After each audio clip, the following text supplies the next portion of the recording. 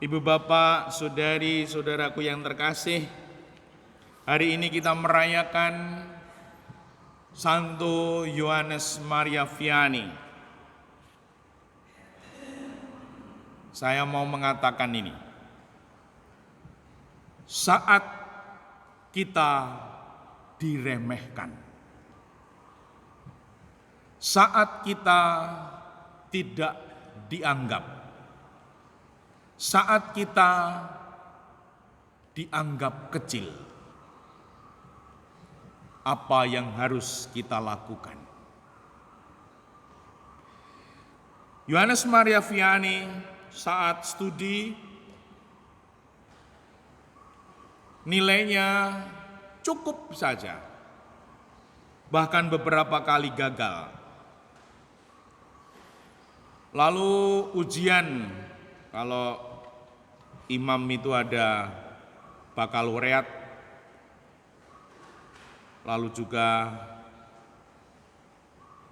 ujian adiendas. Dia kesulitan dan akhirnya ditolong oleh seorang imam, dan akhirnya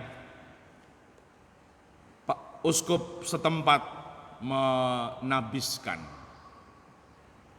Karena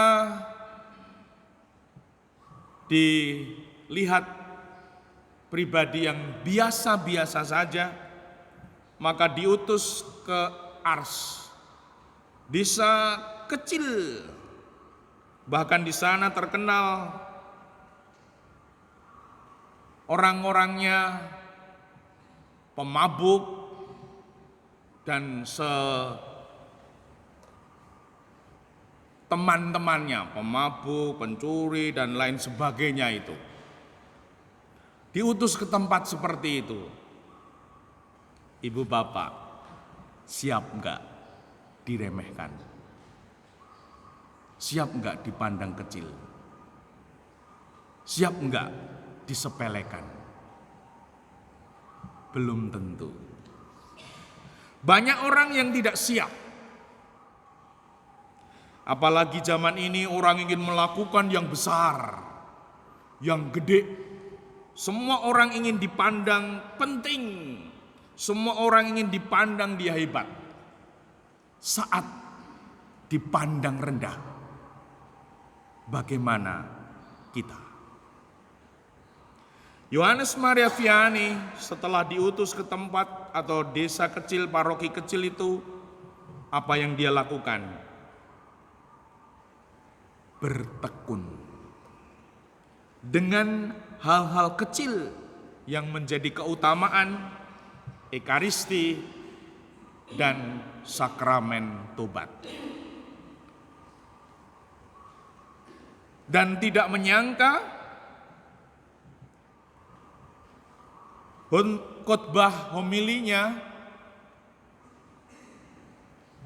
bagus-bagus. Padahal dipahami tidak terlalu paham tentang teologi dan filsafat. Lalu tempat itu Ars dipertobatkan. Bahkan sehari di dalam kisahnya bisa 10, 12, yang paling lama kalau tidak salah 14 atau 16 jam sehari memberi pengakuan dosa. Bahkan saat ada pribadi yang dosa berat, sebelum pengakuan itu dia sudah diserang oleh setan. Bahkan tempat tidurnya sempat ada yang terbakar dan lain sebagainya. Dan ketika itu ternyata ada satu orang yang akan bertobat. Lalu tadi dikatakan oleh gereja, ia menjadi imam yang mengagumkan dan sekarang menjadi pelindung imam di seluruh dunia. Yang dulunya dipandang kecil, disepelekke, dipandang gereja karena tidak terlalu mampu ditempatkan di tempat yang kecil. Bagaimana dengan kita yang ditempatkan di tempat kecil, disepelekan, direndahkan? Masihkah kita berdaya? Biasanya kalau disepelekan, direndahkan, diremehkan itu langsung mules, lemes, turu raiso, mangan raina. Sakit hati. Artinya apa? Ajaran kasih belum terukir dalam hati kita. Yang kita ukir adalah ajaran besar, ajaran hebat. Dan itulah yang membuat semakin banyak orang tidak mampu menghayati iman. Sepertinya berdoa, sepertinya Katolik, namun ketika disepelekan, direndahkan, langsung ada yang ngutung, ada yang meninggalkan gereja, ada yang membenci gereja. Dan kita boleh bertanya, apa yang selama ini kuukir dalam hatiku? Kalau Tuhan mengajari kasih dalam bacaan Injil hari ini, para murid mau lepas tangan. Suruhlah mereka pergi ke desa-desa membeli makanan. Tuhan mengatakan, kamu yang harus memberi mereka makan. Seringkali kita juga melepas tanggung jawab kita. Dan karena kita seperti itu, maka karya Tuhan tidak jadi terjadi.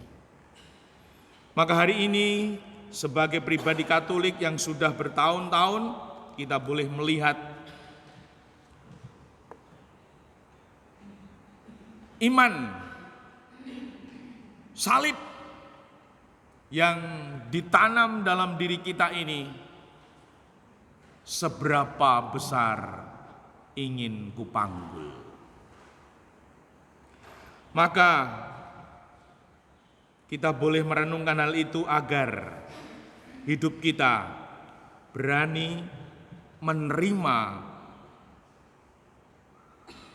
perasaan tidak berguna, perasaan disepelekan, perasaan disakiti, lalu tetap bertekun dalam tugas tanggung jawab.